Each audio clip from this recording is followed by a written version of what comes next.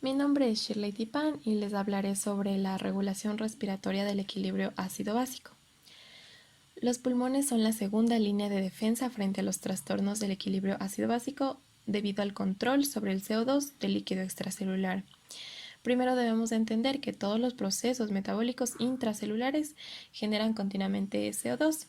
Este CO2 se difunde de las células hacia los líquidos intersticiales y a la sangre, por donde se transporta hasta los pulmones, donde se difunde a los alveolos y pasa a la atmósfera mediante la ventilación pulmonar.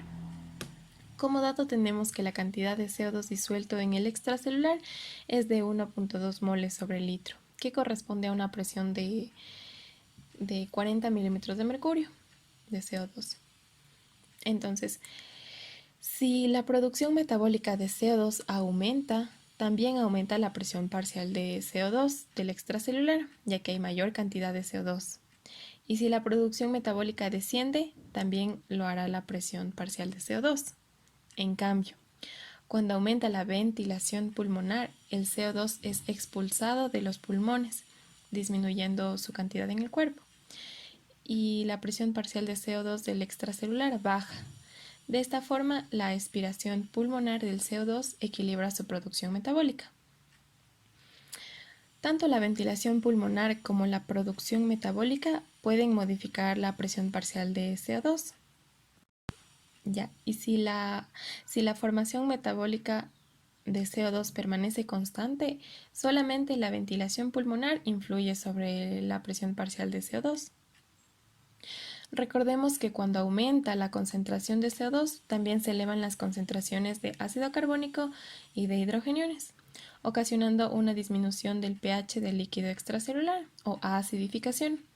En cambio, el aumento de la ventilación pulmonar reduce la concentración de CO2, que disminuye los hidrogeniones y eleva el pH, o sea, lo hace más básico. En el gráfico podemos ver que si la ventilación alveolar es normal, el pH es 7.4, normal.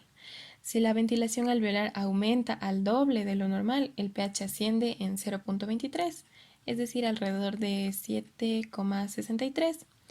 Por el contrario, si disminuye la ventilación alveolar a la cuarta parte de lo normal, el pH igual se reduce en 0.45, esto es 6.95. Los cambios en la ventilación alveolar pueden ser muy grandes, desde 0 hasta 15 veces con respecto a lo normal. Por lo tanto, el aparato respiratorio es clave al modificar el pH de los líquidos orgánicos. Como la ventilación alveolar influye en la concentración de hidrogeniones por los cambios de la presión parcial de CO2, la concentración de hidrogeniones, o sea, el pH, también influye en la ventilación alveolar. La ventilación cambia más ampliamente cuando el pH es bajo, es decir, ácido por las altas concentraciones de hidrogeniones que estimulan la ventilación. Como vemos en el gráfico, con un pH de 7, la ventilación aumenta 4 a 5 veces su valor normal. En cambio, cuando el pH aumenta más de 7 haciéndose básico, la ventilación alveolar disminuye y con ello también desciende el oxígeno y la presión parcial de oxígeno, lo que estimula la frecuencia respiratoria. Por lo tanto, la compensación respiratoria al ascenso del pH no es tan eficaz como su respuesta a la reducción acentuada del pH.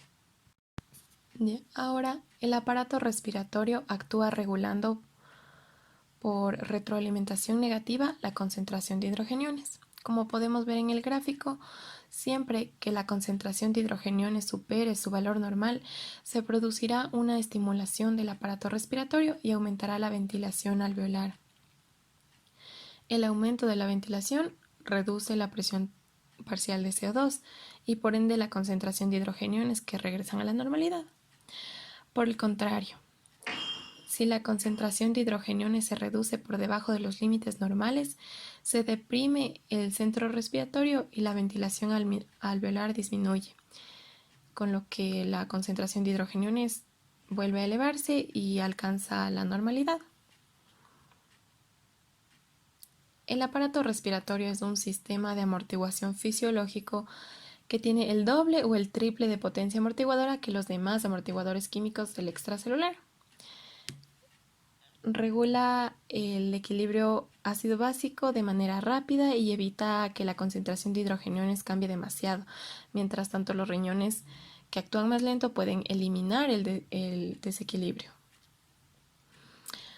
La regulación de la concentración de hidrogeniones por mecanismo respiratorio, es decir, por variación de la ventilación alveolar, solamente tiene una eficacia del 50 al 75% o una ganancia por retroalimentación de 1 a 3.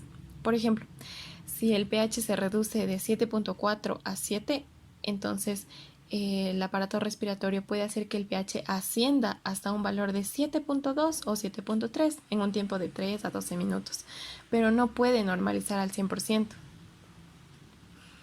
Las alteraciones de la respiración pueden provocar cambios de la concentración de hidrogeniones. Por ejemplo, un efisema grave hace que disminuya la capacidad de los pulmones para eliminar el CO2, y este CO2 se acumula en el extracelular, provocando una acidosis respiratoria.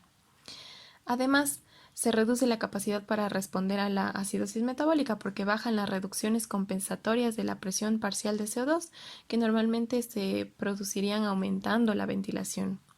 Entonces, estas circunstancias y cuando ya se ha producido la amortiguación química inicial del extracelular, los riñones son el único mecanismo fisiológico que queda para normalizar el pH. Eso es todo. Gracias.